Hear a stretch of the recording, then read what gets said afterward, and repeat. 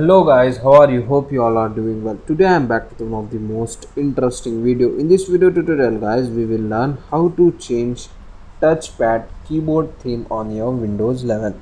So when you open the touchpad keyboard on your Windows 11, so this is the default theme of the keyboard. As you can see, if you want to change the theme, just you need to open your Windows 11 settings, hold Windows key button and press I. With this help of shortcut guys, you can easily open the settings. In the settings guys, go to personalization,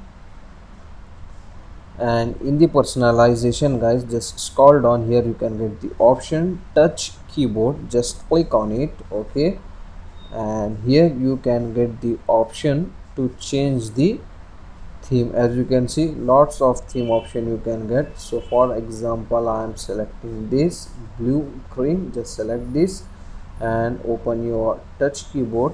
So as you can see guys, now our theme was now changed. So from here you can easily able to change the theme of your touch keyboard on your Windows 11. So this is a short and very simple video guys. Hope you enjoy this. If you enjoy, please guys don't go back without like, share and subscribe to our channel. Thank you very much.